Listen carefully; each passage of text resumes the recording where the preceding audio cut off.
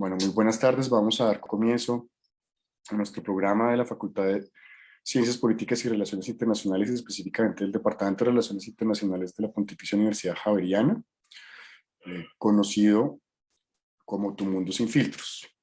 Hoy vamos a tratar el tema de la guerra o invasión, dependiendo de pues, cómo se le entienda, de acuerdo con cada uno de los enfoques o aproximaciones a este conflicto interestatal. Para preguntar entonces cómo vamos o en qué vamos en este conflicto y también en su evolución que digamos ha tenido lugar hasta ahora. Tengo el gusto de presentar en primer lugar a la profesora Manuela Nilsson. De la profesora Nilsson, si usted quiere pues presentarse. Sí, buenas tardes a todos. Mi nombre es Manuela Nilsson, yo soy profesora de la Facultad de Ciencias Sociales. Dirijo el Departamento de Estudios de Paz y Desarrollo en la Universidad Linnaeus en Suecia. Estoy visitando a la Javeriana, que tenemos un intercambio de investigación y profesores y estudiantes. Y mis investigaciones más que nada van a la construcción de paz. O sea, yo quiero decir que no soy experta en el tema de la Ucrania o de Rusia. Por otro lado, yo vivo en Suecia, y Suecia es uno de los países que más están temerosos en este momento en qué va a pasar en Ucrania, y por eso me gusta mucho tener ese panel, aunque a lo mejor no soy la que sabe más sobre este tema, a lo mejor soy la que tiene más temor de nuestro grupo referente a qué va a pasar. Muchas gracias, profesora Nilsson. A continuación tengo el gusto de presentar a la profesora Angélica Alba Cuellar. Ella es profesora de planta del Departamento de Relaciones Internacionales de nuestra universidad.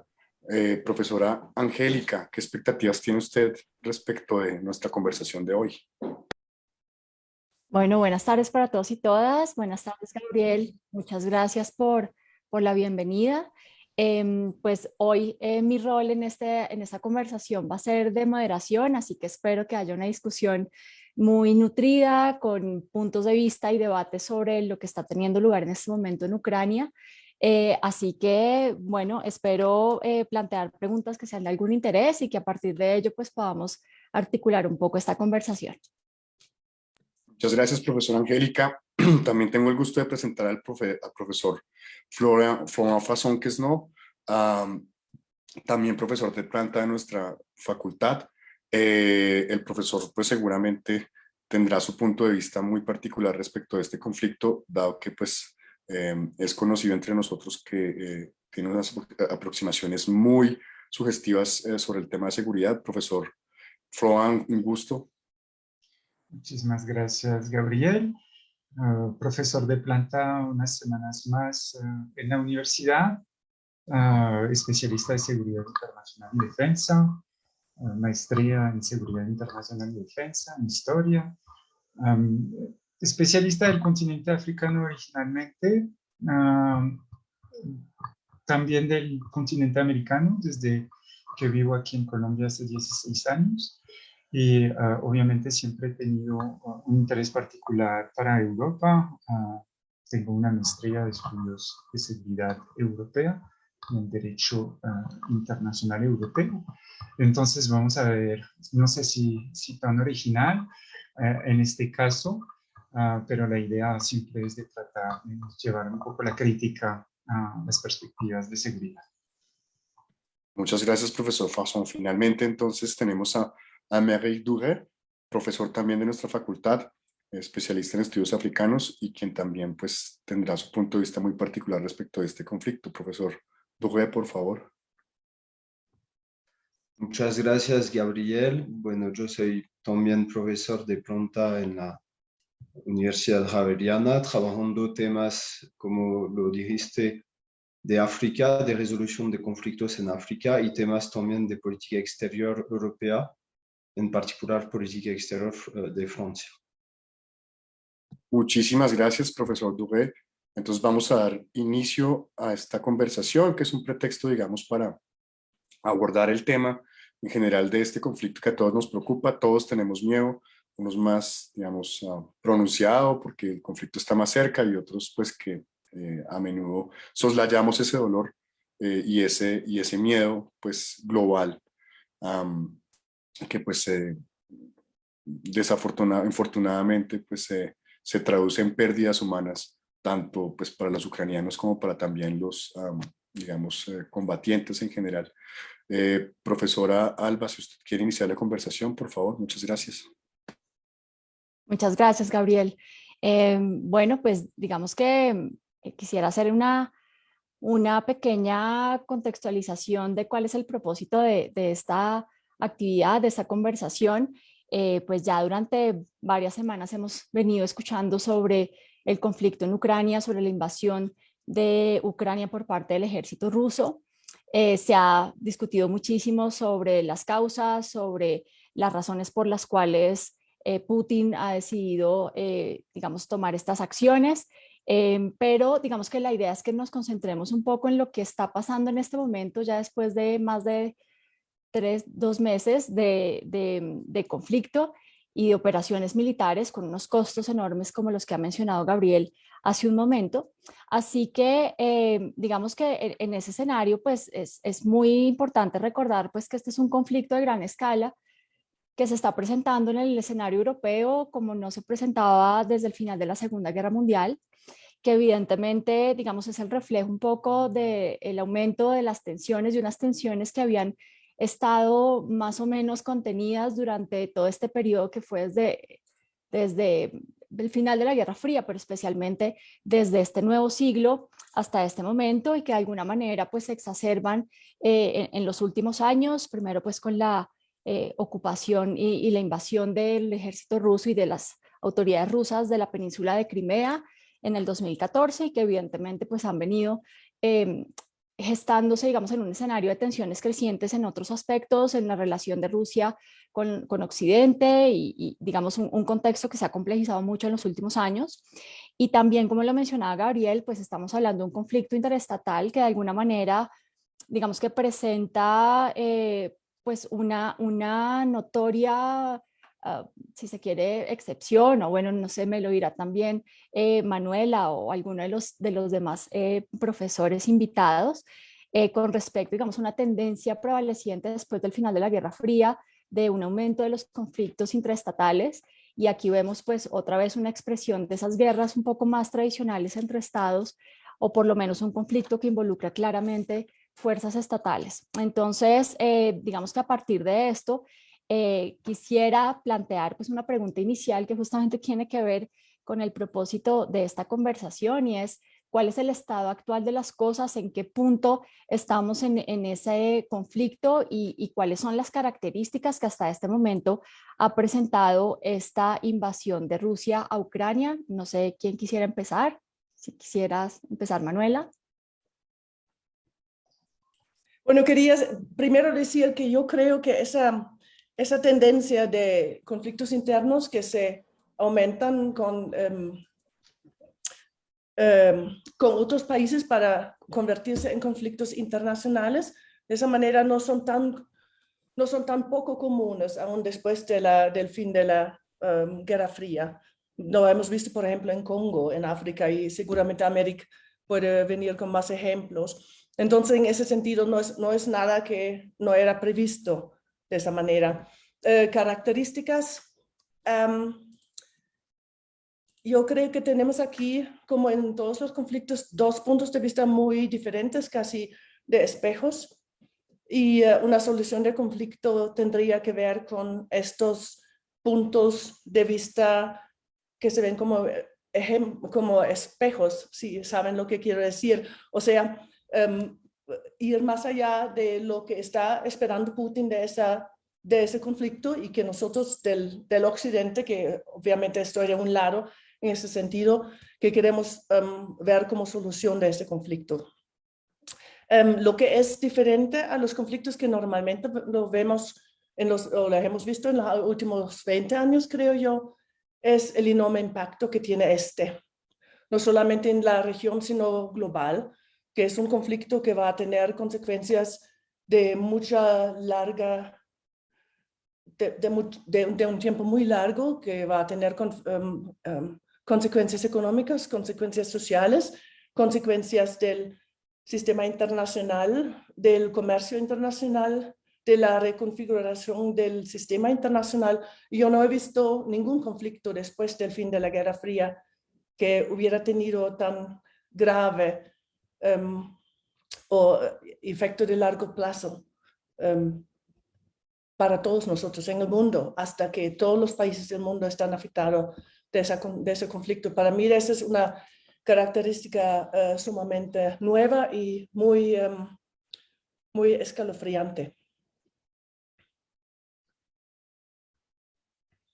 Para Gracias, volver de Manuel. pronto, tomar la palabra de una vez, Adelante. Angélica, para volver con la pregunta de cuál es el estado actual de las cosas en el terreno después de un mes de una ofensiva de gran escala, podríamos decir, por parte de Rusia en su operativo especial, incluyendo el este, el sur y el norte de Ucrania. Las fuerzas rusas se reubicaron al este de Ucrania, poniendo presión en el sur, alrededor de la ciudad de Mariupol, una ciudad estratégica que los rusos seguramente hubieran esperado controlar hace más de un mes y medio ya, que todavía están tratando de someter totalmente en este mismo momento, en el momento en el cual estamos hablando.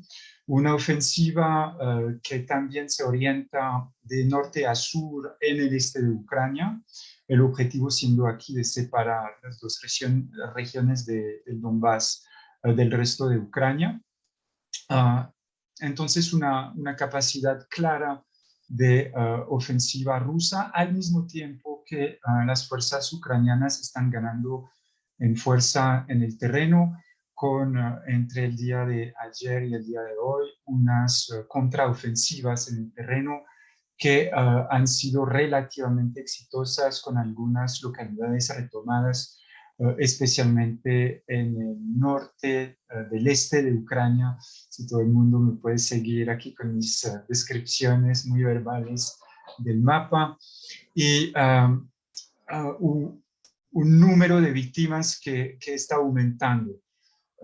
Civiles víctimas, como es la característica de los conflictos post-Segunda Guerra Mundial, los civiles siendo las primeras víctimas de los conflictos armados, pero también un número de víctimas militares que está creciendo en estas últimas semanas. Lo sabemos particularmente por lo que es del ejército ucraniano, que el gobierno está informando relativamente abiertamente de las bajas que está aguantando, y podemos suponer también del lado de Rusia.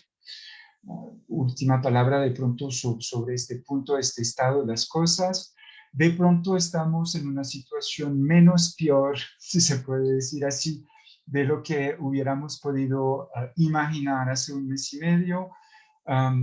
El gobierno ruso no ha anunciado una operación militar de guerra oficialmente el 9 de mayo. Algunos especialistas estaban esperando este tipo de declaraciones, no se dieron. No estamos más cerca del uso de armas nucleares. El presidente de Bielorrusia se pronunció en contra del uso de tales armas. Entonces estamos más bien en un momento un poco de espera en este conflicto, de pronto esperando que se cierre la segunda fase de este conflicto para entrar en una tercera. Vamos a ver cómo este mes de mayo termina, estas 2 semanas, entrando en verano, que generalmente son los meses de grandes operativos militares. Podríamos ver efectivamente a partir de junio una nueva fase táctica desarrollarse. Es así como lo percibo. De pronto Enrique aquí tendrá más elementos que proponer. Sí, bueno, para complementar, creo que podemos recordar que pues, el conflicto empezó el 24 de febrero, entonces hace un poco más de 2 meses, y creo que hubo ya varias etapas en el conflicto, pues como lo han dicho, al principio se trataba de una operación especial, así que Putin llamó esta operación y había la voluntad, al parecer, de ganar rápidamente y de tomar la capital, provocar tal vez un cambio de régimen. No sabemos precisamente cuál era el plan al principio, pero lo que sabemos es que el plan no funcionó. No funcionó porque hubo mucha resistencia a nivel de Ucrania, probablemente una falta de preparación y de anticipación de la respuesta ucraniana, una buena preparación de los ucranianos, gracias también, por supuesto, a la ayuda de los Estados Unidos, en particular en materia de inteligencia. Y entonces Putin tuvo que cambiar de objetivos, tuvo que centrarse más en el este del país, en la región del Donbass, en el Oblast de Donetsk y de Luhansk en particular. Y entonces hoy los combates están concentrados en esta región del este. Por supuesto, hay otras operaciones a veces y bombardeos en otras regiones, pero los combates están muy centrados en el este y hay muy poca evolución en el terreno. Es decir, que un día se gana algunos metros, algunos kilómetros, en otros se pierde y hay un cierto equilibrio hasta el momento en esta región y entonces lo más probable es que tengamos una guerra que va a durar varios meses más de conflicto. Puedo añadir algo, Angélica, que dijo Florent referente al uso de las armas nucleares. Hace como un poquito antes de que Rusia invadió a Ucrania, había un coloquio de la Universidad de los Andes con expertos, a lo mejor algunos de ustedes lo han visto, y estos expertos dijeron a una semana antes de la invasión que no había manera que iba a haber invasión y no lo sabíamos. Entonces era una sorpresa para todos y estos fueron expertos de la política rusa, de la política de los países del este de Europa. Entonces ahora, yo no tengo la confianza que tiene Florent, que Putin nunca va a utilizar o no va a utilizar armas nucleares, porque en Suecia, por ejemplo, discutimos mucho el hecho de que él a lo mejor se siente puesto o empujado en una esquina y va a utilizarlo como última herramienta para afuera, para deshacerse de esa esquina. Y también puede ser, por ejemplo, y lo ha pasado ya, que algunos de los drones que Rusia está empujando hacia Ucrania no tienen la capacidad de enfocarse en su objetivo ya por cuestiones de las sanciones que impidieron que vinieran a Rusia. A lo mejor ustedes que son los expertos de la seguridad saben mejor, pero hoy lo leí que el resultado de las sanciones entre ellos es que las herramientas militares de Rusia no pueden enfocarse tan bien en los objetivos que tienen. Eso significa que podrían caer bombas, por ejemplo, en Bulgaria o en Polonia, y entonces ya estaríamos con una cuestión de involucramiento de la OTAN, y de allá en adelante armas nucleares, a lo mejor ya el paso ya no es tan grande.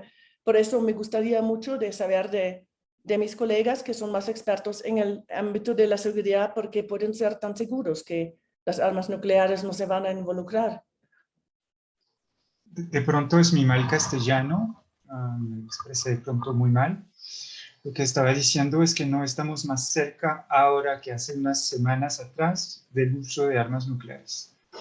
Entonces, sabiendo que la situación es de tensión creciente desde finales de los años 90, con una serie de tratados internacionales que se abandonaron, la proliferación de armas nucleares el número de armas nucleares entre Rusia y Estados Unidos, la creación de nuevas herramientas nucleares, entre las cuales megabombas del lado ruso, así como bombas nucleares hipersónicas del lado ruso, pero también lo que se llaman micro bombas nucleares, entre comillas, bombas de 5 kilotones de potencia, es decir, de uso táctico del lado estadounidense. Claramente estamos en un momento, en los últimos 40 años, en un momento de auge del riesgo nuclear, definitivamente. Pero en estas 2 o 3 semanas que acaban de pasar, hubiéramos podido pensar que el gobierno ruso hubiera podido ir directamente viendo su poco avance en el terreno a la solución del uso de armas tácticas nucleares, es decir, para ganar ventaja en el terreno de combate, y finalmente no lo hizo. Además de eso, el aliado central aquí de Rusia, que es Bielorrusia, a través de su presidente, se pronunció extremadamente en contra de esta opción. Entonces, no es que no hay posibilidad, no es que no lo van a hacer, simplemente que no estamos más cerca del uso, vamos a decir, no veo una diferencia grande entre antes del inicio del conflicto y la actualidad. Lo que estaba diciendo ahorita es que a partir del mes de junio yo creo que efectivamente podríamos ver una recrudescencia de este riesgo. Y tal lo perciben, creo yo, los estados del norte de Europa, entre los que Suecia, también Finlandia, que acaban de hecho en el día de hoy de firmar un tratado de defensa común con el gobierno de Gran Bretaña, justamente con el objetivo de disuadir un poco más a Rusia de emprender soluciones extremas en este conflicto. De pronto, la dificultad aquí es la proporcionalidad de las fuerzas rusas. Sigo convencido que el ejército ruso en este momento en el terreno de combate es superior a las fuerzas ucranianas.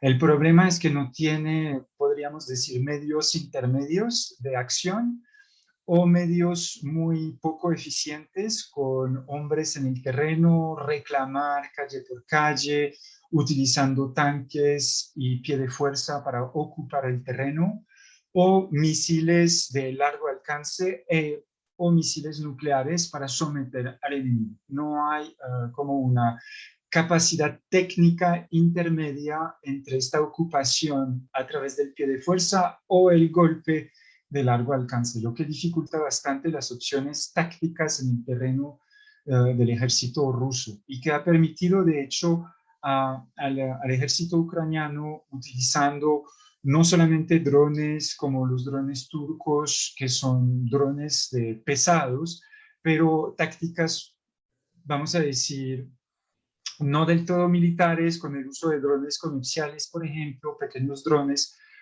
para alcanzar sus objetivos, ha permitido al ejército ucraniano hasta el momento alcanzar sus objetivos. Vamos a ver definitivamente en las 2-3 semanas por venir, el conflicto va a cambiar de escala.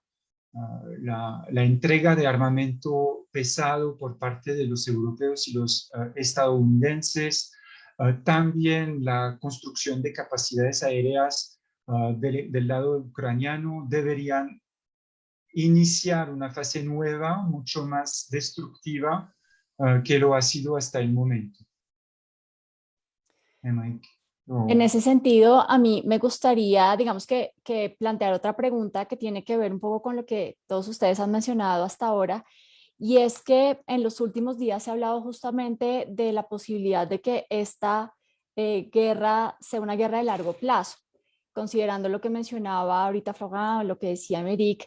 No sé si tienen, digamos, si están de acuerdo más bien con esta idea de que se va a convertir en una guerra larga, en una guerra de desgaste, o si, por ejemplo, lo que menciona Florent ahorita puede significar que ese cambio, digamos, de una nueva fase de la guerra implique pues acciones mucho más rápidas y resultados también más cercanos, ¿no? No sé qué opinan al respecto, si quieres, Méric, empezar.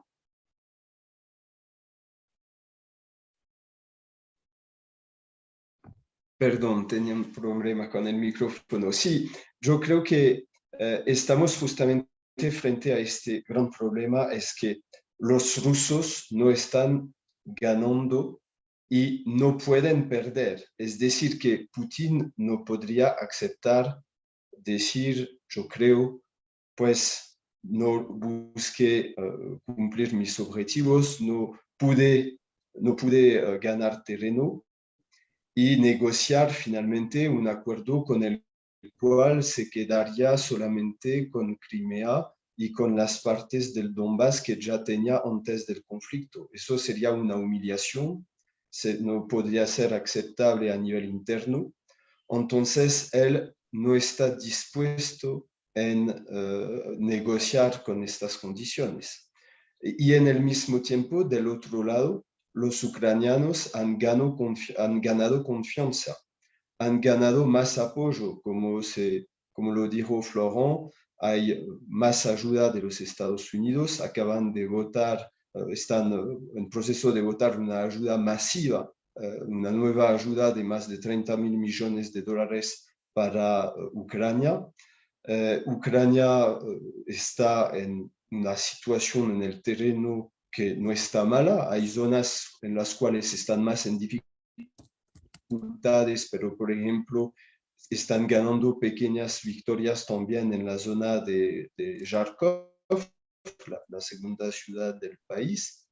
Y entonces el problema es que cómo podríamos tener una salida en este contexto, en el cual los ucranianos no están en una situación en la cual no quieren realizar concesiones, una situación en la cual los Estados Unidos dicen abiertamente que buscan debilitar a Rusia con este conflicto. Lo dijeron claramente los secretarios de Estado y el secretario de Defensa que visitaron a Ucrania hace unos días. Y del lado de Rusia, pues hay la imposibilidad de aceptar la ausencia de una victoria, por lo menos de ganar terreno en el Donbass, de recuperar todo el Donbass, porque no lo ha tenido todo, y de instaurar pues una ocupación más importante que al inicio de la guerra. Y entonces, es un escenario muy peligroso, porque hay la perspectiva de una escalada si Rusia no logra cumplir ciertos objetivos mínimos. Manuela, si quieres continuar. Sí, y quería añadir, yo estoy de acuerdo con Aymeric y quiero añadir que ambos lados están convencidos que van a ganar la guerra y eso es parte de la guerra de información también. Pero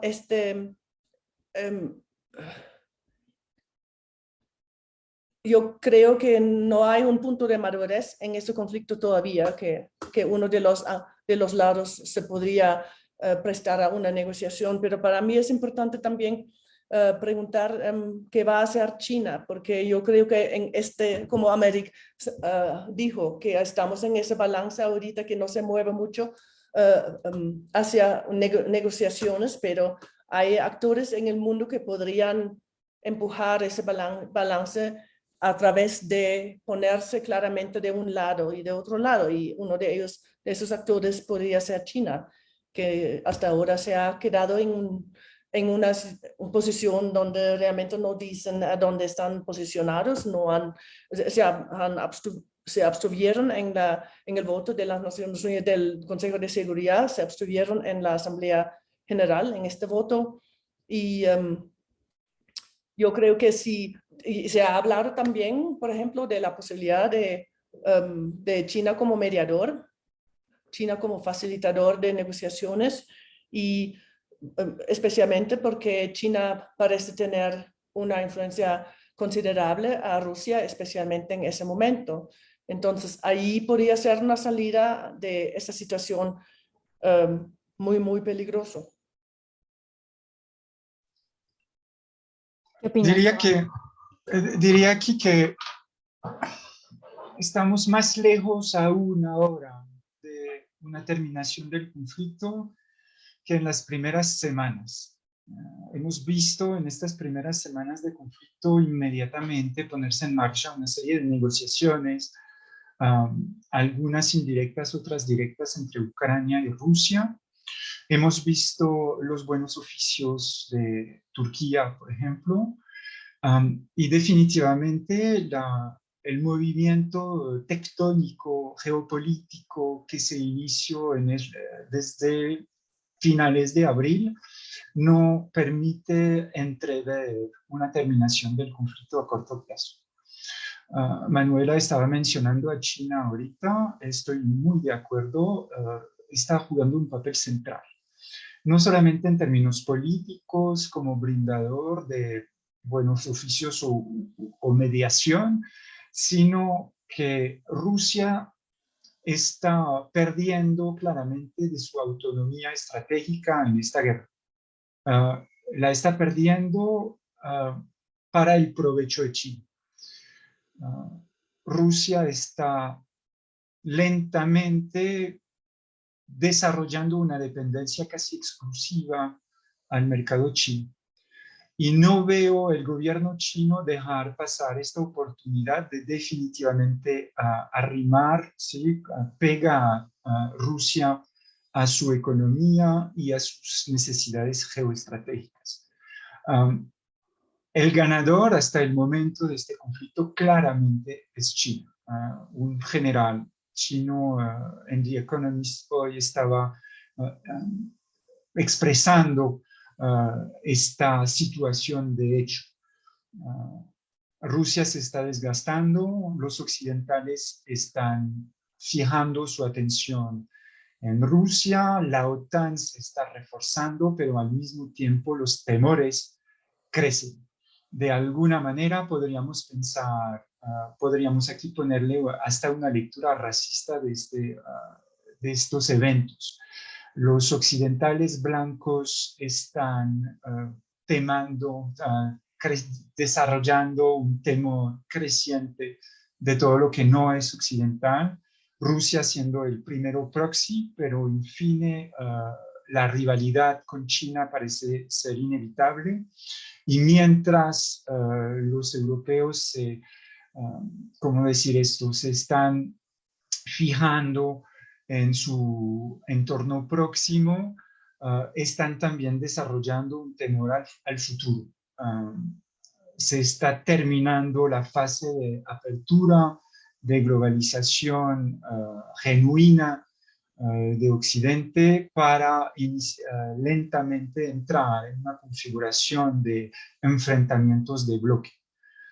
Las lecturas que en el pasado no me gustaban de choque de civilizaciones se están configurando alrededor de lo que es el conflicto de Ucrania en este momento. Nada bueno se está dibujando en este momento a largo plazo, más allá de la configuración específica del enfrentamiento en Ucrania. Claramente los bloques regionales, tectónicos, geopolíticos se están configurando para los años por venir. Voy a añadir, bueno, una salida tal vez un poquito más a largo plazo son las sanciones económicas. Yo personalmente no estoy muy en favor de sanciones económicas específicamente porque muchas investigaciones enseñan que no producen resultados a corto plazo, no los resultados que uno quiere. Pero en ese sentido yo creo que estas sanciones que se han puesto a Rusia están tan graves que puede ser un momento en que la economía verdaderamente se ahoga o hay una revuelta interna. Algo pasa que no estamos viendo desde el punto de vista de seguridad o de las fuerzas de ambos lados. Y hay señales para esto y a pesar de todo, la economía de Rusia, si no estoy equivocada, no tiene más PIB que la economía de España. Entonces, no debería costar tanto ahogar a la economía de tal punto que puede pasar algo que cambia lo que está pasando en el campo de batalla. De lo que entiendo sobre este frente, las sanciones han sido hasta el momento un fracaso total. Parece que las economías europeas están sufriendo más de las sanciones económicas que se impusieron a Rusia que Rusia misma. Ha podido encontrar, primero en su tradición de relativo aislamiento económico, los recursos para superar un poco las sanciones de corto plazo. El rublo volvió a sus valores históricos previos a la guerra. Rusia también ha encontrado, no para el gas, pero para el petróleo, clientes fieles en China y en la India. La cuestión fundamental aquí que queda en suspenso para Rusia es la cuestión del gas, pero como los europeos son en la imposibilidad total a corto plazo de deshacerse de esa dependencia del gas ruso, podemos perfectamente imaginar que Rusia tenga la oportunidad de construir algunos centenares de kilómetros de gasoducto para reorientar sus flujos hacia China, que los necesita claramente. Entonces, tampoco soy muy amigo en términos como académicos de las sanciones económicas. Hubiéramos podido pensar que la retirada masiva que se dio al inicio del conflicto hubiera tenido impacto en la economía rusa. Fue el caso durante algunas semanas, pero hasta el momento, entre las reservas y la capacidad de Rusia de diversificar sus salidas a sus materias primas, hasta el momento no ha tenido realmente el impacto para nada que se estaba esperando.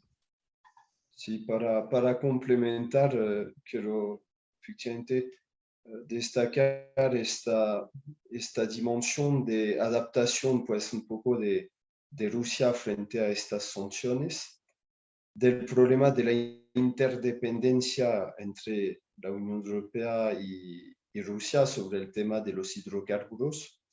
Los europeos no pusieron en marcha un embargo sobre el gas, tampoco sobre el petróleo, aunque está en discusión sobre el tema del petróleo, pero hay todavía estados que tienen reticencias, en particular Hungría, que no quiere poner en marcha un embargo sobre el petróleo. Sin embargo, creo que es muy difícil predecir los efectos de las sanciones, porque estas sanciones se van a ver a mediano largo plazo, en particular sobre las capacidades productivas de la industria rusa.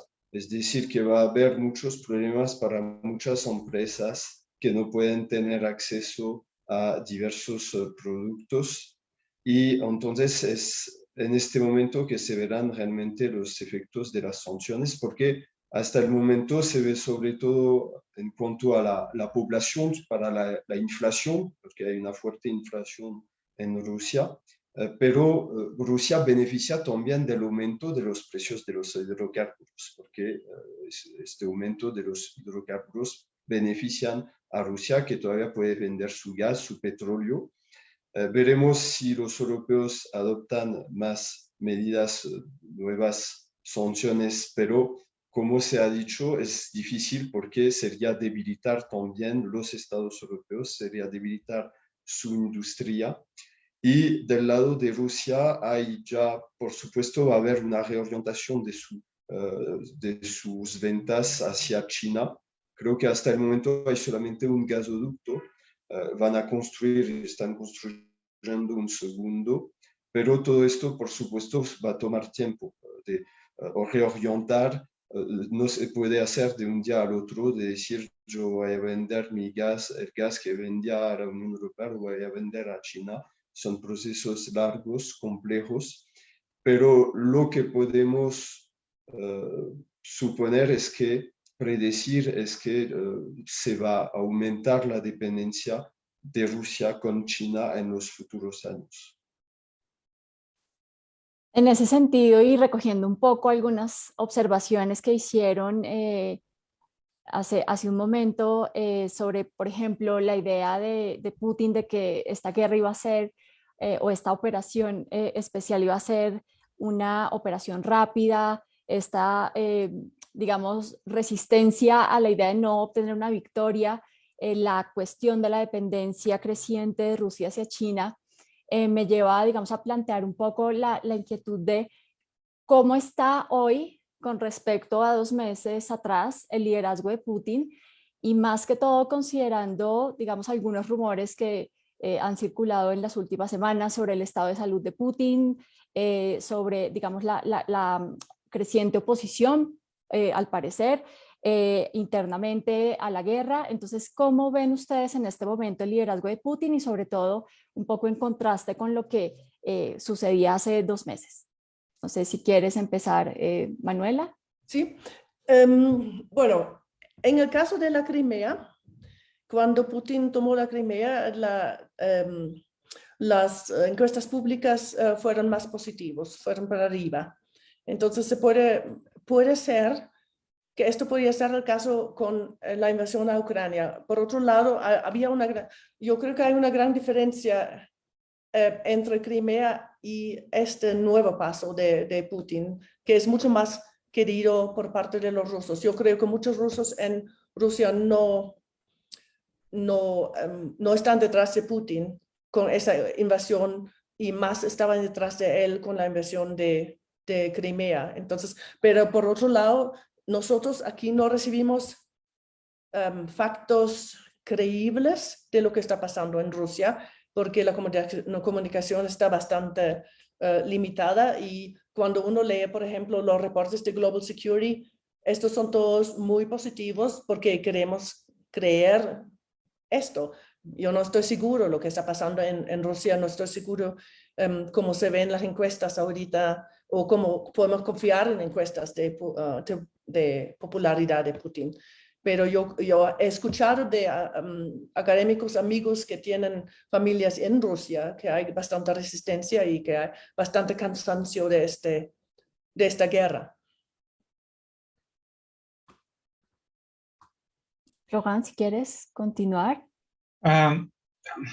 Aquí comparto la opinión de Manuela. Es muy difícil, diría yo, hasta para un politólogo ruso de saber con exactitud cuál es exactamente el ambiente en la opinión pública rusa.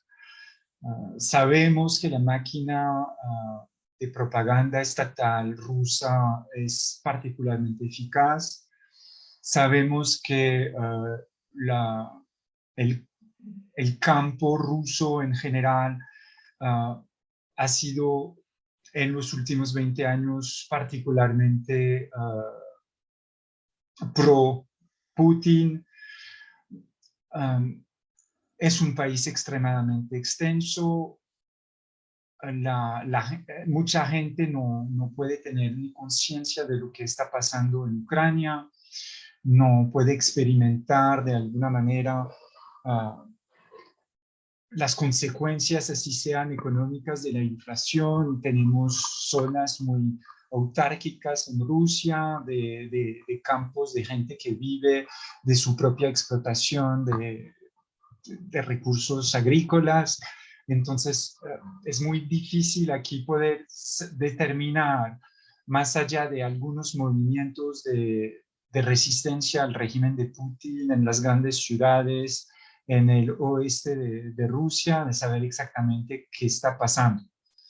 Más allá de esto, lo que puedo atestiguar como de experiencia personal es lo siguiente. La mayoría de los más jóvenes opuestos al régimen de Putin salieron muy rápidamente de Rusia al inicio del conflicto. Ha sido el caso para familiares de una amiga rusa que vive en Francia. Sus hijos y amigos salieron muy rápidamente del país, viendo o anticipando que la situación se iba a poner muy compleja para ellos. Los demás decidieron quedarse, y si decidieron quedarse, lo más probable es que hagan muestra de una resistencia y paciencia que los rusos han demostrado a lo largo de la historia, y que puedan perfectamente aguantar un régimen más autocrático, más duro durante varios meses.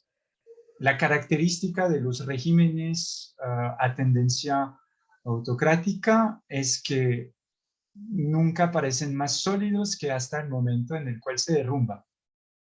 Entonces, es muy difícil aquí de decir cuál va a ser este momento de quiebre o cuál podría ser el evento que podría desencadenar en algunas semanas, horas, podríamos pensar, el derrumbe del régimen.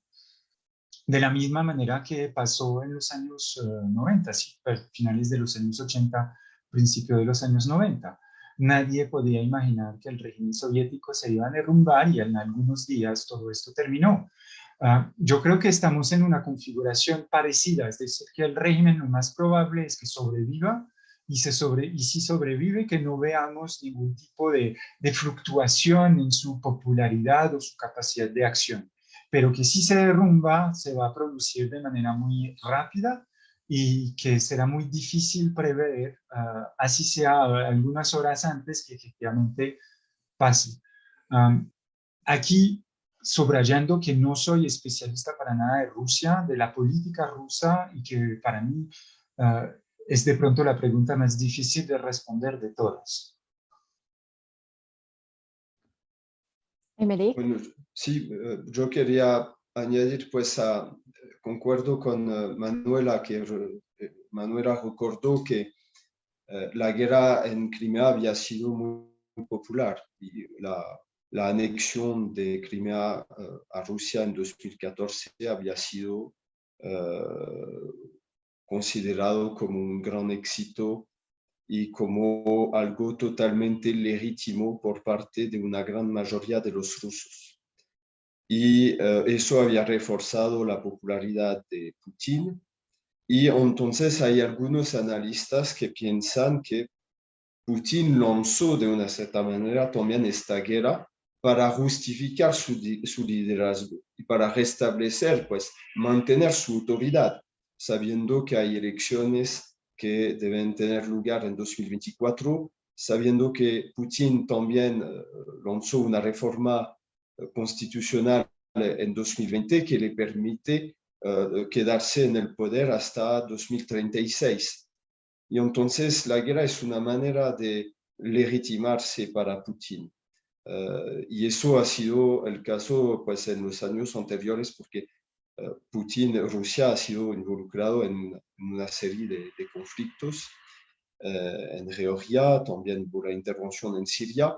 Este conflicto tiene más impacto, más importancia. Ha sido, es verdad, no tan popular, al parecer, como la anexión de Crimea. Sin embargo, el hecho de estar en guerra crea una unión nacional, refuerza el patriotismo, crea un efecto de unión con la bandera. Bueno, entonces yo creo que su liderazgo no está debilitado, porque también, como lo explicó, como lo dijo Florent, y eso me parece importante porque no se habla mucho de este tema, hay una cantidad importante de rusos que salieron del país, ¿no? Es difícil tener cifras, pero tal vez más de 2-3 millones que decidieron salir de Rusia. Y entonces, además de esto, hubo un reforzamiento del control de la población en contra de las protestas en los medios de comunicación. Los últimos que habían de medios de comunicación de oposición ya cerraron. Entonces hay un control muy fuerte, hay un control también sobre los oligarcas, porque hay un control de los cambios y los oligarcas bajo el poder de Putin han podido ganar, pues, hacer beneficios económicos, pero están controlados políticamente. Y sí, yo creo que fueron 6 oligarcas cómplices. asesinados en las últimas 3 semanas. Para apoyar lo que estabas diciendo, Enrique, creo que 6 oligarcas rusos murieron suicidados en las últimas 3 semanas, cosa que no había pasado jamás. Sí, sí, hay dudas sobre si son realmente oligarcas en cuanto a la definición, pero sí, ellos no pueden hacer nada y los que son los cercanos de Putin, los siloviki, los servicios de seguridad, todos están, yo creo, detrás de Putin. Ahora bien, para concluir, yo creo que en cuanto a los rumores sobre la salud de Putin, son rumores, estamos en guerras de información, no sabemos nada. Tal vez está enfermo, tal vez no podemos saber. Pero yo creo que para concluir, el liderazgo de Putin podría ser debilitado en caso de no ganar la guerra. Y es por eso que la situación es muy peligrosa. Es que él juega su sobrevivencia política con esta guerra. No puede aceptar no tener un mínimo de victoria, sobre todo después de todos los muertos que hubo, porque sí, para eso también es muy difícil tener cifras de las víctimas, de las pérdidas humanas de los soldados, del lado de los soldados rusos, pero sabemos que hubo muchas pérdidas humanas, pérdidas materiales. Además, yo creo que, yo no sé, hay mucho debate sobre el tema de la demoralización de las tropas rusas, y eso es también algo que no se sabe realmente. Los argumentos son que son tan demoralizados que se está utilizando mercenarios de Chechenia y Siria, pero bueno, yo no sé si eso es por parte de nosotros en el occidente wishful thinking, que pensaba, yo creo que eso fue tal vez un momento al principio de la guerra, pero ahora, igual como mis colegas dijeron, a lo mejor la posición de los rusos mismos en Rusia se ha puesto un poquito más tenso, un poquito más fuerte en ese sentido, apoyando el esfuerzo de Putin. No sé, porque no hay otra salida, porque ya costó demasiado ese esfuerzo de guerra. Ok, aprovecho este momento para invitar a los que nos están siguiendo a que planteen sus preguntas para que podamos también incluirlas en esta discusión. Ahora me gustaría hablar un poco, digamos, de algunos movimientos que ha habido recientemente y con ocasión, por supuesto, de esta guerra en términos de la política europea. Hemos visto, digamos, cambios que son en cierto sentido históricos, por ejemplo, en términos de la política exterior de países como Alemania, la misma consideración de países nórdicos de una posible membresía a la OTAN. ¿Cómo ven ustedes estos cambios? ¿Qué tanto eso va a extenderse, digamos, en el tiempo y qué tanto eso se va a concretar, por ejemplo, en términos de la ampliación de la OTAN a los países nórdicos? No sé si quieres, Florian, empezar. Son dos preguntas un poco distintas, la OTAN y la Unión Europea.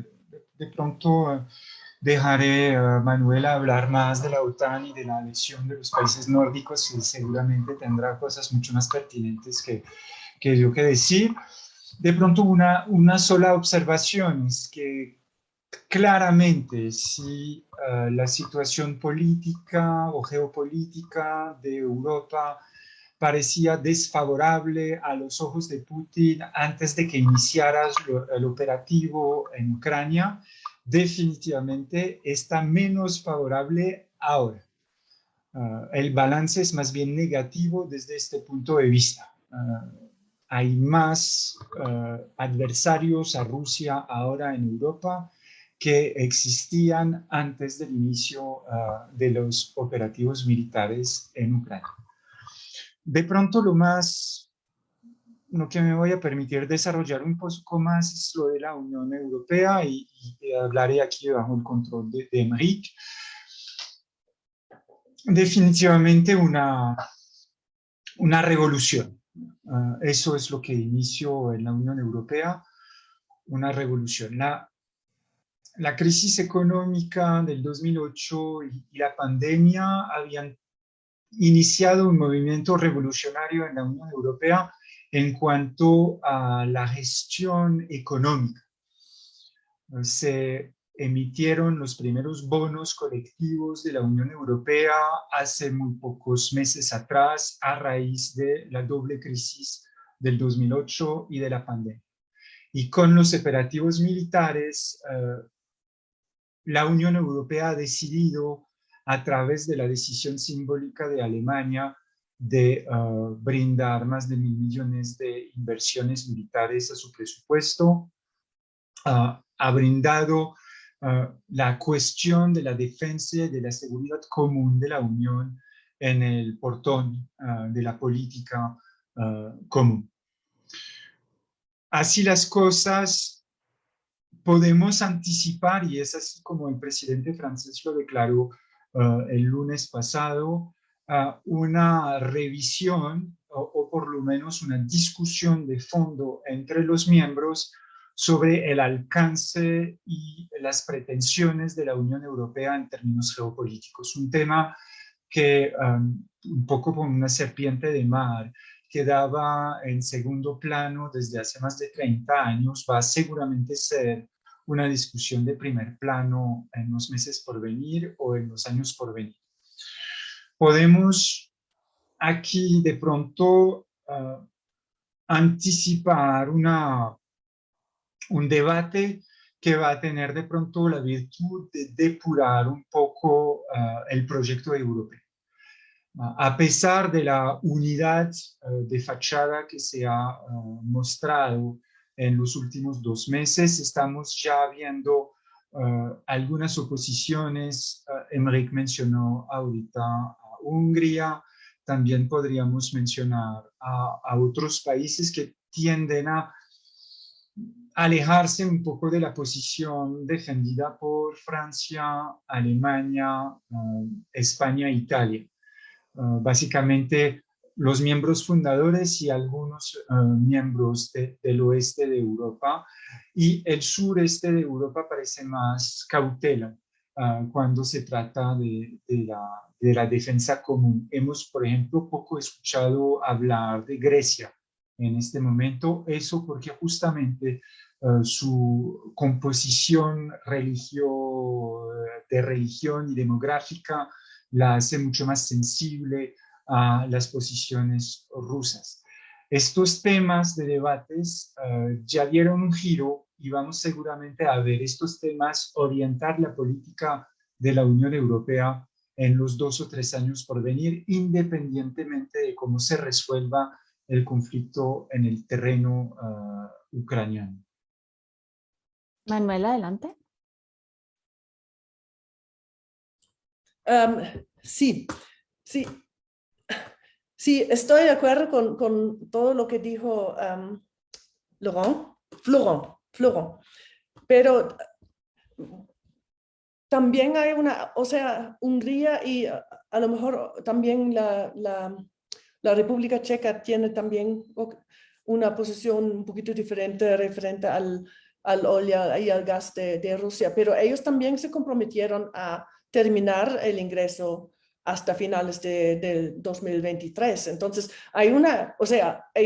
los demás países de la Unión Europea han dicho hasta finales del 2022 y vamos a ver si logran esto, pero los otros 2 han dicho hasta finales del 2003 y eso es de todos modos una promesa, ¿no?, de cooperar. Entonces, para mí, la unidad de la Unión Europea era sorprendente y positivamente sorprendente porque no lo hemos visto antes y Putin no había contado con esto tampoco.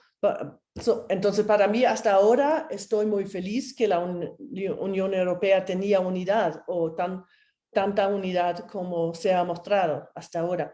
Referente a lo de Suecia y Finlandia en la OTAN, Finlandia ha tenido muy mala experiencia con Rusia, como ustedes saben, de la guerra ruso-finska durante la Segunda Guerra Mundial. Segunda Guerra Mundial. Y entonces Suecia no tiene esa experiencia. Nosotros nos quedamos neutros durante la Segunda Guerra Mundial. Entonces, siempre hemos pensado que esa política de quedarse en la neutralidad por los últimos 200 años nos ha quedado muy bien.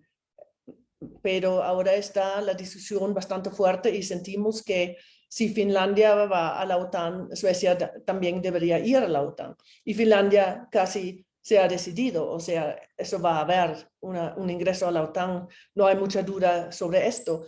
Y en las discusiones en Suecia también se están adelantando mucho más de lo que la gente quiere, porque realmente es una discusión importante y va a cambiar la política exterior de Suecia a largo plazo y bastante, y hay cierta resistencia dentro de Suecia en contra de esa política de entrar a la OTAN. Y si hubiéramos discutido esto hace 2 meses, la resistencia en contra de eso hubiera sido bastante fuerte. Ahora sí, claro, mucha más gente en Suecia es en favor de esto y parece que el gobierno sueco, que es liderado por los socialdemócratas, va a pronunciarse en favor de la entrada a la OTAN. Así se ve hasta el momento, pero no se ha decidido esto.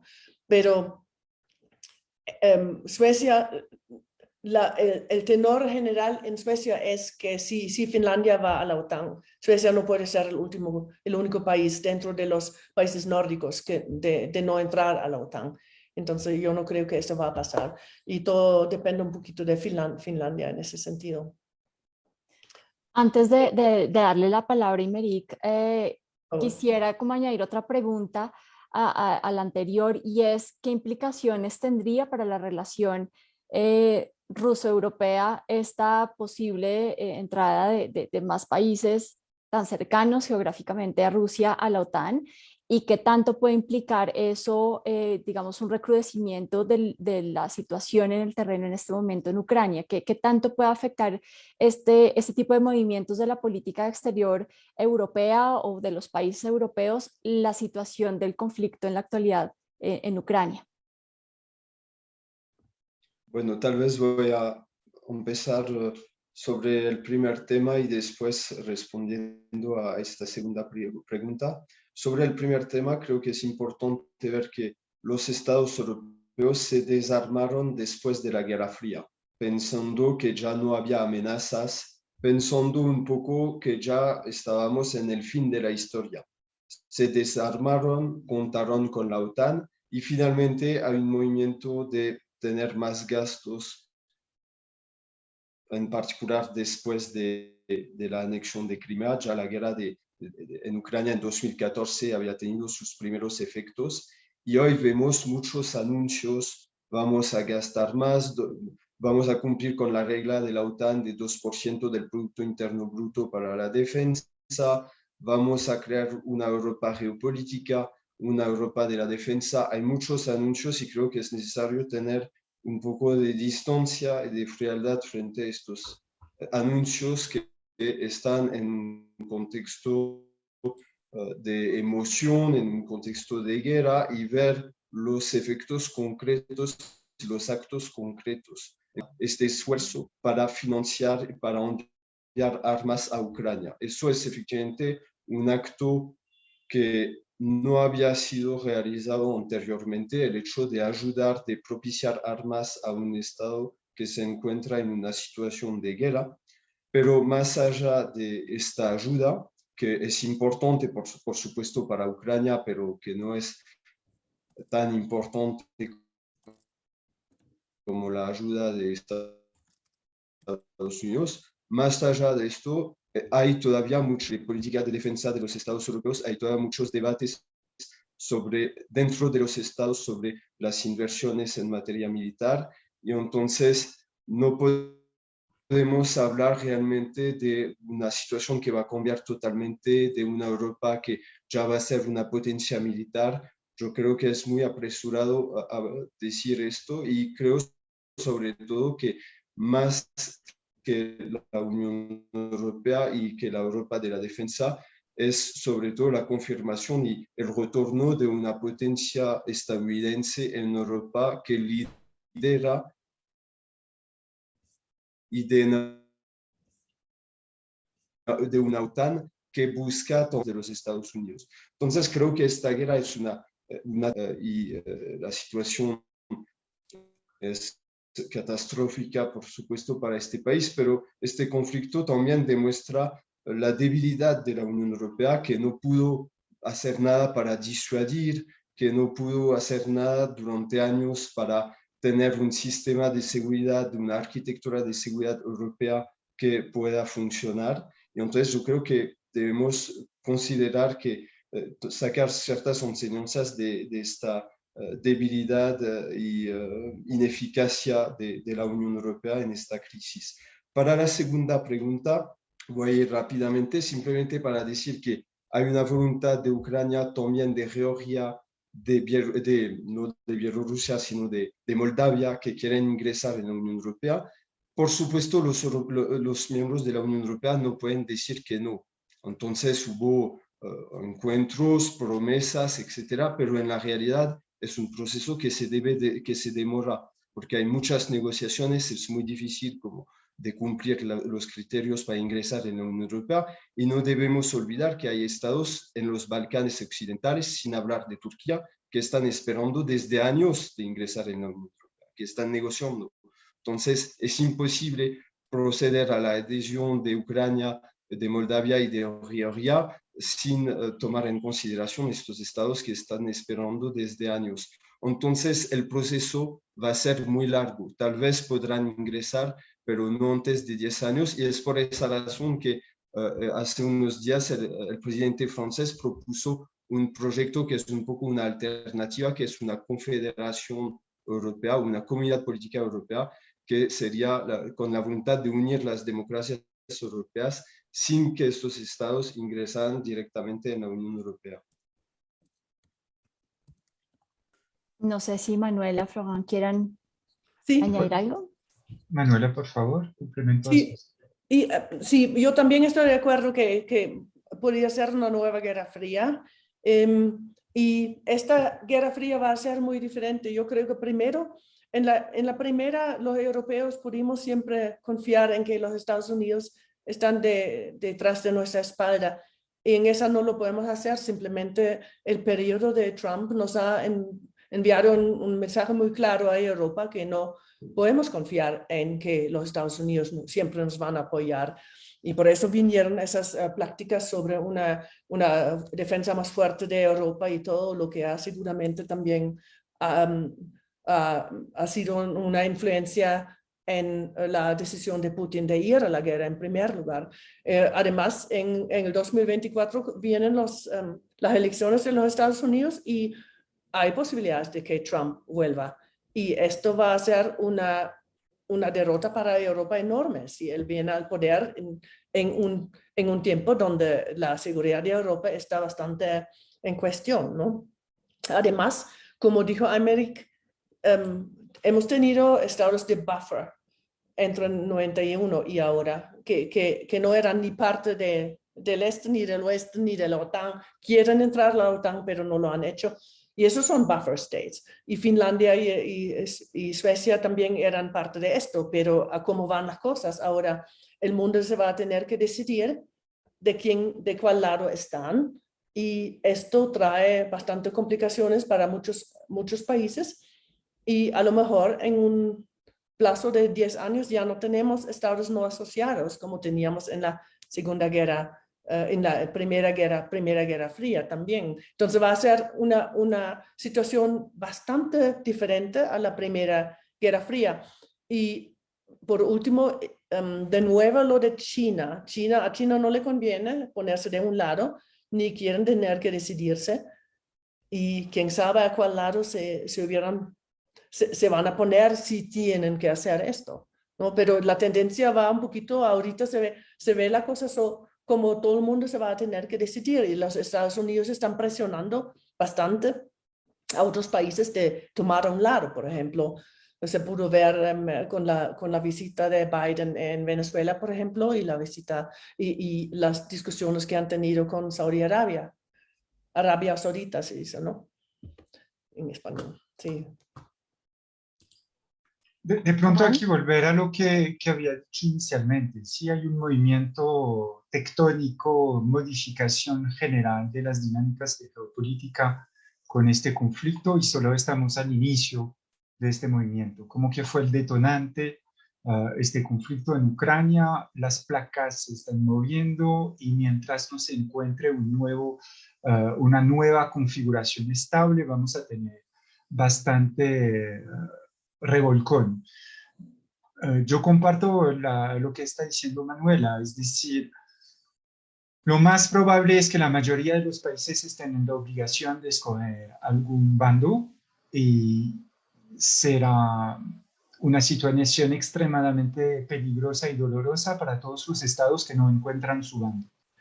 Tomemos, por ejemplo, el de Moldavia. Moldavia, que territorio relativamente chiquito, unos 3 millones de habitantes, con un territorio, la Transnistria, bajo secesión efectiva del gobierno central, protegido por Rusia. Moldavia quisiera seguramente entrar a la OTAN, pero la probabilidad de que eso pase es casi nula.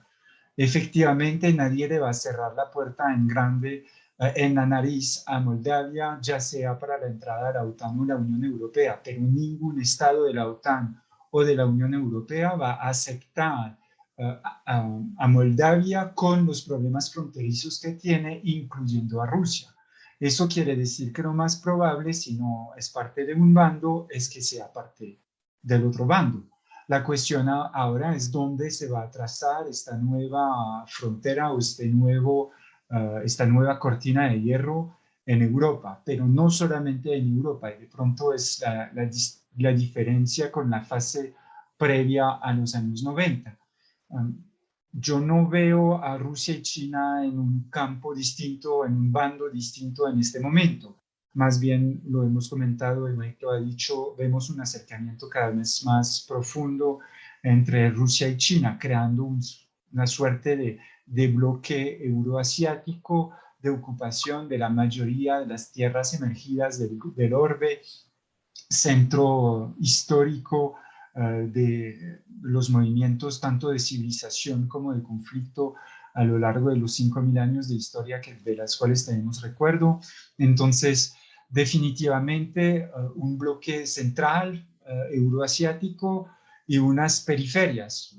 Europa siendo aquí entendida como una periferia, no para nada como centro de la geopolítica internacional. Estados Unidos aislada en el hemisferio americano, afirmando su dominio sobre su patio trasero. Lo que dijo Manuela es muy cierto. Vemos que Estados Unidos está dispuesta a componer con algunos adversarios políticos históricos en el mismo hemisferio americano, mientras estén trabajando en pro de los objetivos estadounidenses. La cuestión aquí es entonces, más bien, ¿quiénes son los países europeos que se van a quedar fuera del bloque occidental? ¿Cuáles son los países que van a integrar este bloque euroasiático? ¿Y cuáles van a ser los perdedores de Europa? Es decir, todos estos estados que se van a quedar entre dos y probablemente estripados entre estas dos fuerzas. Y cuando digo estripados, lo entiendo en términos económicos, en términos culturales, pero también en términos militares. Podríamos efectivamente ver una fase de conflictualidad armada recrudeciente en los próximos años en toda la franja este de Europa o el sur de Rusia, el Cáucaso también. Hemos visto Azerbaiyán, Georgia.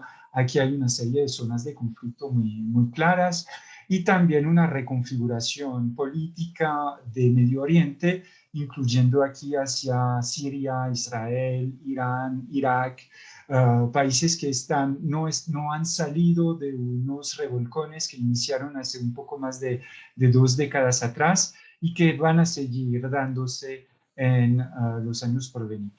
Entonces, nada, bueno, definitivamente yo sigo subrayando este elemento. No estamos en un buen momento, más bien los años de concordia y de relativa paz están detrás de nosotros.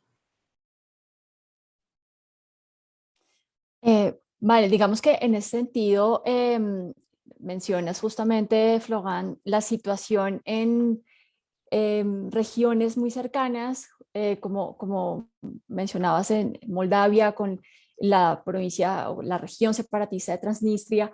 ¿Qué tanto puede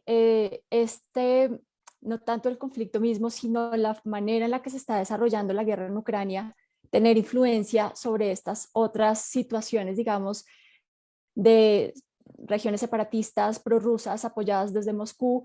¿Qué puede pasar? ¿Podemos esperar una mayor, digamos, fragmentación, atomización del escenario, digamos, de Europa Oriental, siguiendo un poco esta misma tendencia? ¿O tal vez está muy dependiente de los resultados de la guerra? ¿Cuál creen ustedes que es la perspectiva frente a esas situaciones también que se presentan en otros lugares de esa región? No sé quién quisiera, Sí, Bueno, bueno. Ah, no, Manuela. Sí. No, solo quería decir, yo creo que estoy de acuerdo con Florent.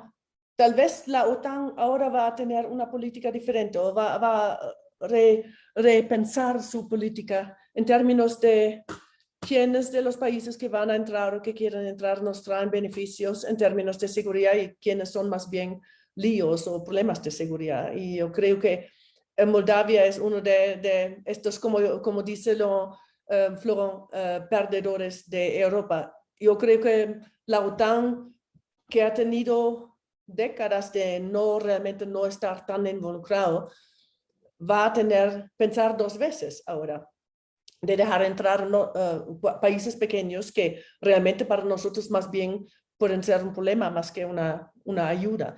Y eso significa que todos esos países pequeños podrían quedarse afuera y últimamente a lo mejor va a ser una cierta tendencia de decir no vale la pena de irse a la guerra para ellos. ¿Ya? Ucrania es enorme y Ucrania tiene mucho que ofrecer y sería seguramente sería un éxito si entran a la OTAN, pero uno no puede decir la misma para, por ejemplo, Moldavia o la Georgia, como dicen ustedes. Aymeric. Sí, no, tal vez me gustaría responder, si me permiten, a la pregunta que vi en el chat. Hay una pregunta, relación europea. Sí, adelante, si quieres la leo. Hace unos minutos. Sí, es una pregunta de Delio Gómez que dice, Macron ha propuesto la idea de una confederación europea al tiempo que enfría la idea de ingreso de Ucrania a la Unión Europea. ¿Sería esta una alternativa creíble al ingreso a la OTAN para algunos países del este, de Europa del Este? Sí, bueno, es interesante, me creo, es muy importante este tema de creación de una confederación europea, porque históricamente el proyecto de confederación europea había sido lanzado el 31 de diciembre de 1989 en el Berlín por el presidente francés François Mitterrand de esta época. Y la idea de una confederación europea era de crear una organización paneuropea con los estados de Europa del Este que recuperaban, que estaban en fase de proceso de democratización, y también con Rusia. Y la idea era crear una Europa europea, una Europa unida, incluyendo a Rusia, y con un proyecto sobre todo de cooperación, pero con esta idea de tener más solidaridad, unión entre todos los estados europeos. Este proyecto fracasó. ¿Por qué fracasó? Porque los estados de Europa del Este no querían de una confederación europea, querían 2 cosas. Primero, lo esencial, ingresar en la OTAN, beneficiar de la protección de los Estados Unidos, el camino que siguieron. Ingresaron en la OTAN y lo podemos, por supuesto, entender perfectamente. Ellos querían una voluntad nuevamente expansionista de Rusia, que además estuvo también rápidamente involucrado en el conflicto de Chechenia, y estos estados pudieron también ingresar en la Unión Europea. Hoy en día el proyecto de Macron es un poco diferente porque no incluye a Rusia, pero la idea es la misma que en 1989 por proceso de adhesión en la Unión Europea, y proponer una alternativa. Y por esa razón creo que la respuesta de Ucrania no es muy positiva hasta el momento frente a esta propuesta. Hay ciertas reticencias porque ellos quieren seguir el mismo camino de ingreso en la Unión Europea y en la OTAN, aunque con el conflicto pues hay podría ser mucho más complicado.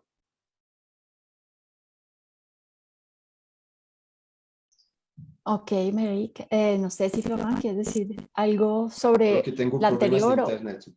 Sí, hay un momentito que te escuchamos un poquito cortado, pero creo que alcanzamos a escuchar casi toda tu respuesta. No sé si Florian quieres añadir Sí, algo. aquí muy rápidamente sobre esta pregunta específica, una alternativa al ingreso a la OTAN, eso sería creíble y factible en el caso que Rusia no alcance sus objetivos en esta guerra. Si los europeos efectivamente y el bloque occidental de manera general logra hacer retroceder a Rusia en el conflicto en Ucrania, podríamos efectivamente proponer una doble solución entre ingreso a la OTAN y algún tipo de asociación más amplia al proyecto occidental, ya sea en una forma de confederación europea u otra opción. Pero eso sería un escenario como de victorioso para los occidentales. Y como lo ha dicho Enrique en repetidas oportunidades, no veo aquí el presidente Putin retroceder. Y la verdad, este es el escenario que a mí más medio lo voy a lograr. Miedo me da. Es decir, llegar a una situación en la que la única manera para Putin de alcanzar sus objetivos sería de utilizar toda la capacidad militar de la cual dispone, es decir, incluyendo armas nucleares.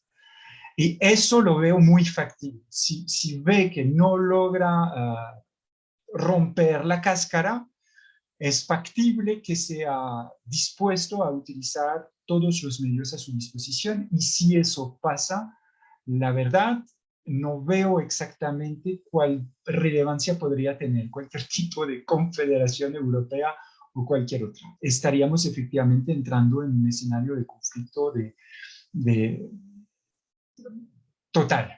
Y la cuestión del lugar de Europa aquí sería más bien de qué tanto quedaría de Europa una vez iniciado el uso de armas nucleares.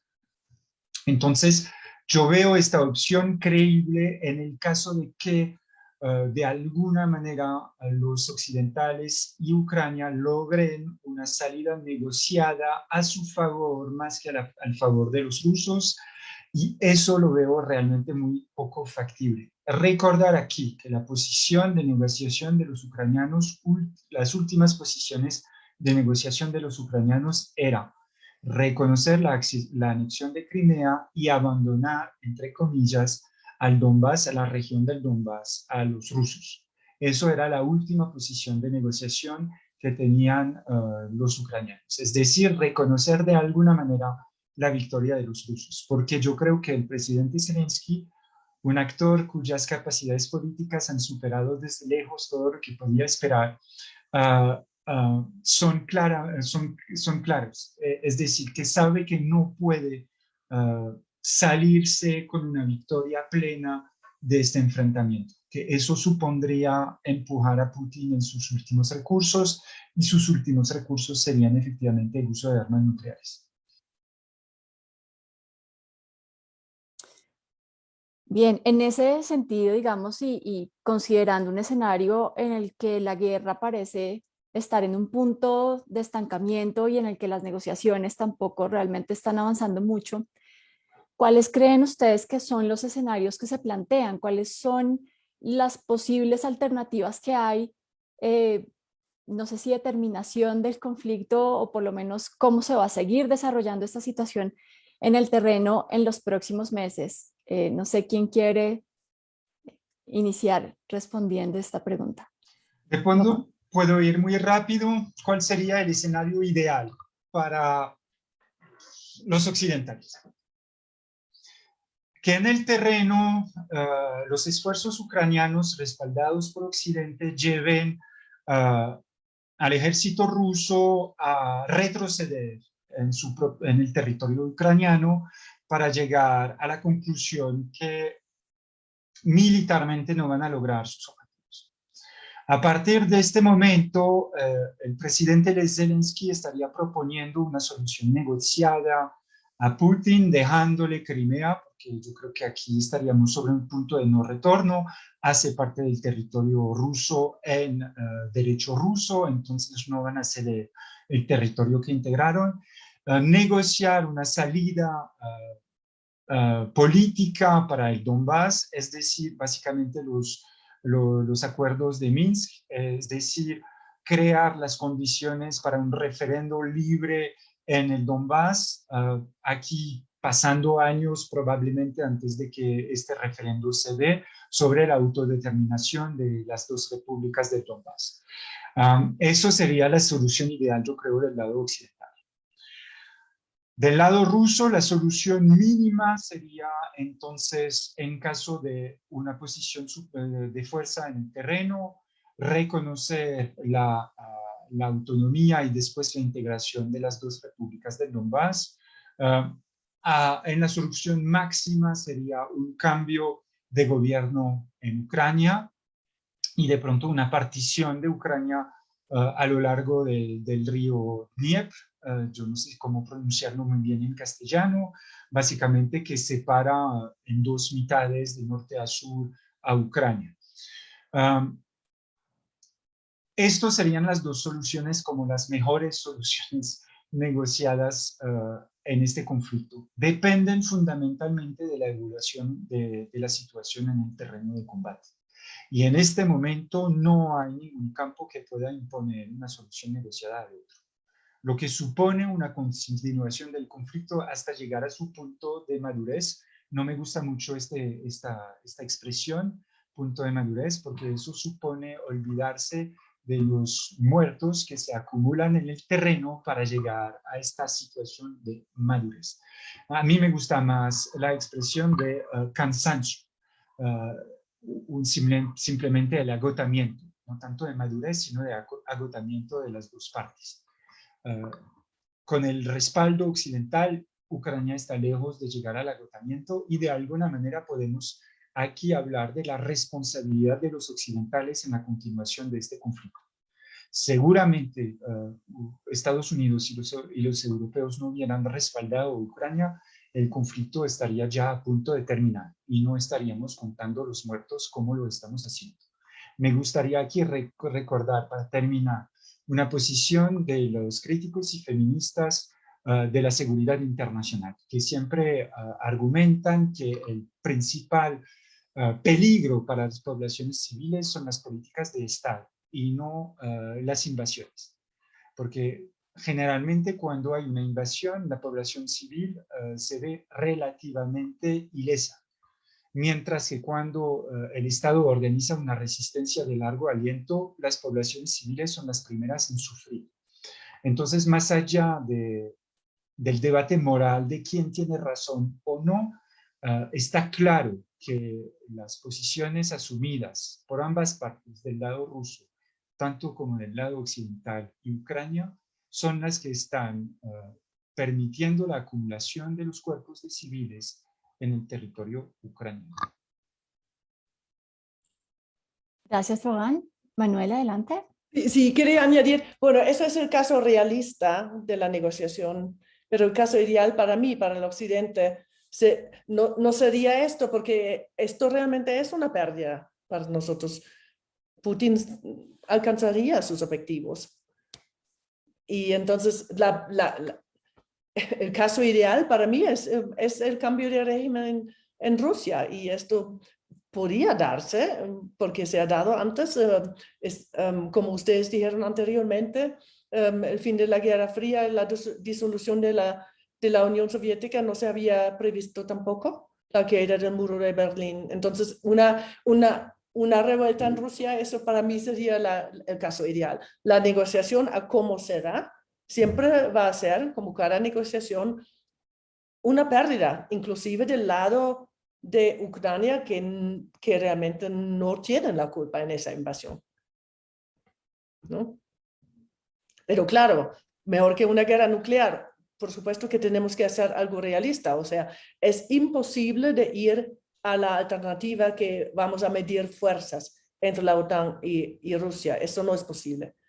Eso no es una alternativa, porque ahora tenemos armas nucleares, entonces la situación es totalmente diferente y eso no se puede, hasta ese punto no se puede ir. Entonces una negociación se tiene que dar y vuelvo todo el tiempo a la posición de China. Hay que ponerle presión a China, tomar una posición y intervenir de alguna manera. No sé si Aymeric quiere añadir algo. Sí, yo comparto esta necesidad pues de negociar, pero todo el problema es que las cosas no están muy claras en cuanto a los objetivos de los diferentes actores.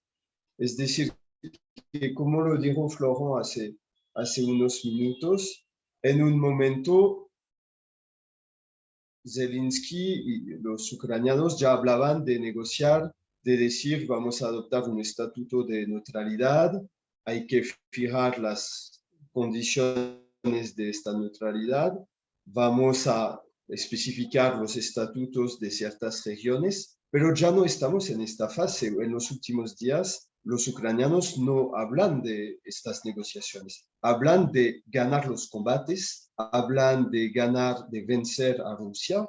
Incluso hay algunos que hablan de recuperar el Donbass o recuperar a Crimea. Están más en una voluntad ofensiva. Y del lado de Estados Unidos hablan de debilitar a Rusia. Y entonces la pregunta es de saber cuáles son los intereses de Ucrania, hasta qué punto pueden buscar debilitar a Rusia, hasta qué punto pueden buscar tener una ambición ofensiva y hasta qué punto los Estados Unidos pueden también seguir esta línea y decir vamos a, entre comillas, aprovechar del conflicto, porque se trata un poco de esto últimamente, se trata de debilitar a Rusia y también el sueño de muchos que sería de provocar un cambio de régimen. Pero eso puede ser una estrategia también muy peligrosa, como lo explicó Florent en cuanto a la determinación de Putin y de la posibilidad de tener escaladas. Entonces, estamos realmente ante una situación complicada de imposibilidad de ver una salida en poco tiempo y la ausencia realmente de un liderazgo de estados que podrían jugar un papel de mediador. Hubo en cierto momento a Israel, en cierto momento a Turquía, que buscaron jugar un cierto papel de mediador, pero no han podido permitir una salida del conflicto y hoy en día casi que no estamos hablando realmente de perspectiva clara de cese al fuego. Yo creo que será necesario tener cambios en el terreno de la guerra para volver tal vez a tener perspectivas de discusión de cese al fuego y de negociación para un acuerdo. Sí, me permito agregar, de alguna manera, ya sea los europeos, Estados Unidos o China, todo el mundo en este momento tiene interés a ver Rusia debilitada de alguna manera. Los europeos, para de alguna manera disminuir una amenaza que es latente desde el salir de la Segunda Guerra Mundial, no hemos realmente cambiado las configuraciones de interpretación de lo que es Rusia en Europa. Estados Unidos, porque Rusia es un contrincante histórico, pero también un contrincante posible en el futuro cuando pensamos en el cambio climático y las rivalidades políticas, geopolíticas crecientes en el Polo Norte. Aquí obviamente los suecos también tienen algo que jugar, los noruegos y los finlandeses, todos aquí tienen intereses en ver a Rusia debilitada. Pero in fine, China también tiene interés a ver Rusia involucrada a más largo tiempo en este conflicto para asegurarse que no pueda ser sino un socio menor en una asociación entre ambos. Un proveedor de materias primas, una salida para su industria y no más. Que deje de ser Rusia para China ¿cómo podríamos calificarlo? Un perturbador de su juego político o juego geopolítico en el escenario global. Entonces, definitivamente, después de estas primeras semanas pasadas de conflicto, comparto el juicio que Enrique formuló. Estamos en una situación para ver este conflicto durar no semanas, sino meses, y de pronto más. Podríamos ver aquí un conflicto proxy en unas configuraciones que no habíamos visto desde la guerra de Vietnam, básicamente.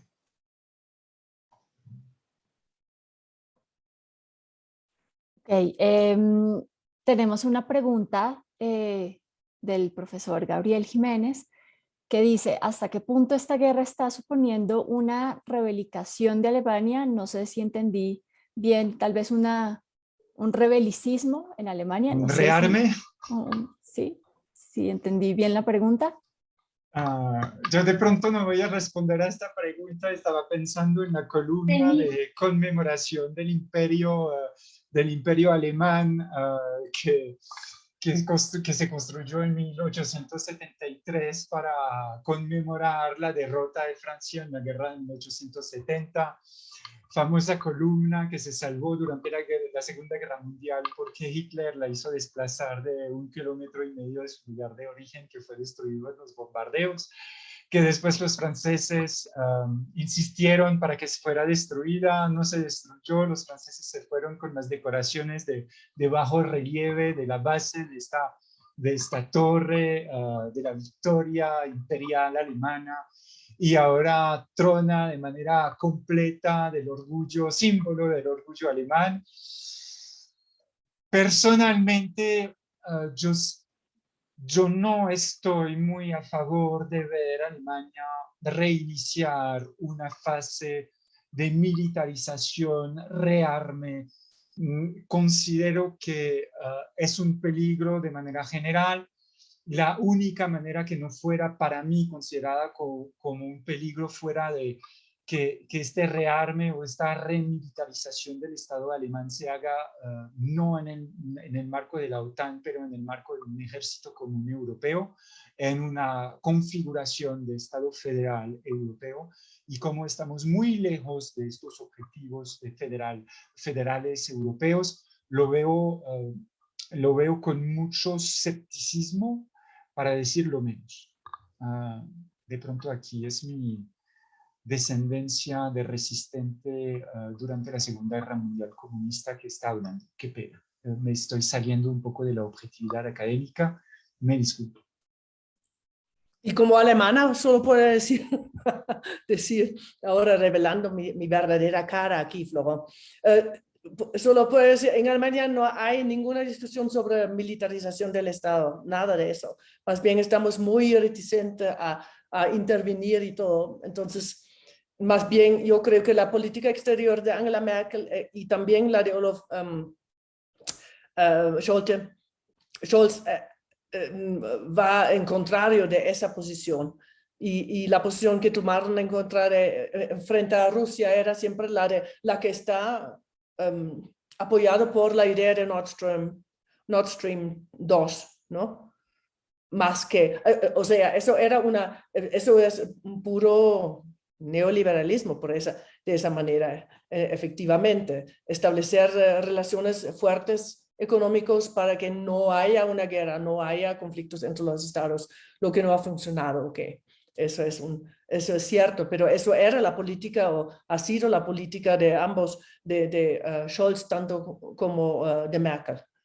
Entonces yo no puedo ver el peligro no viene de Alemania ahorita, de eso estoy seguro.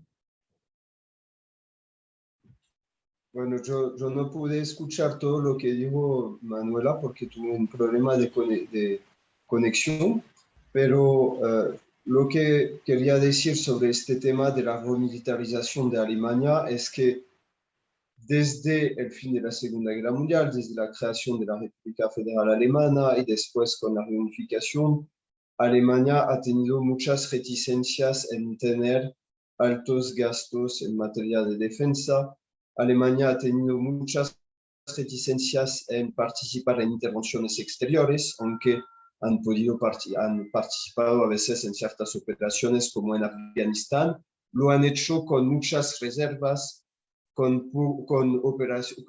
operaciones limitadas que han realizado y tienen, realmente hay una demanda de la OTAN desde años de decir que Alemania debe gastar más, debe tener más ambición en materia de defensa, con también del lado de Estados Unidos la voluntad de vender de aprovechar para vender sus materiales militares y para el funcionamiento de la industria militar estadounidense. Entonces yo creo que sería algo pues efectivamente normal por parte de Alemania de subir un poco sus capacidades de ejército, pues tienen material militar que no ha sido muy modernizado y entonces por eso hicieron estos anuncios. Sin embargo, debemos tomar con calma los anuncios que se hacen en este periodo y ver lo que se anuncia, lo que se cumple, porque a veces hay anuncios y después hay dificultades en concretizar estos anuncios. Y debemos ver que también por qué Alemania insiste en su ambición a nivel militar y Alemania está respondiendo a una presión exterior, porque Alemania se encuentra bajo muchas críticas por su desarmamiento y también por su dependencia con el gas ruso. Entonces, para ellos es importante responder a ciertas de estas críticas y por eso hicieron, creo, estos anuncios que responden también a una evolución de la opinión pública frente al conflicto. Lo que es importante ver es la reticente frente al aumento de los presupuestos militar, a los gastos de defensa, sabiendo que Alemania, por ejemplo, está muy por debajo de los 2% del Producto Interno Bruto dedicado a la OTAN y que los Estados Unidos impusieron desde 2014.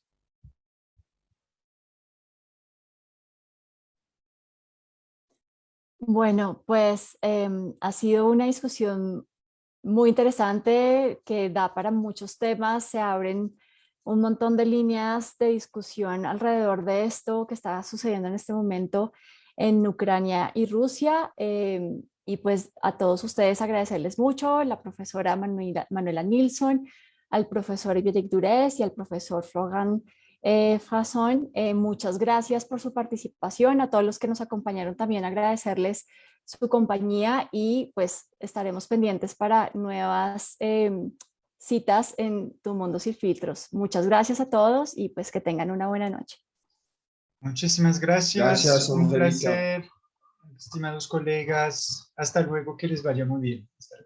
Hasta Se luego. me han calmado ustedes. Al revés.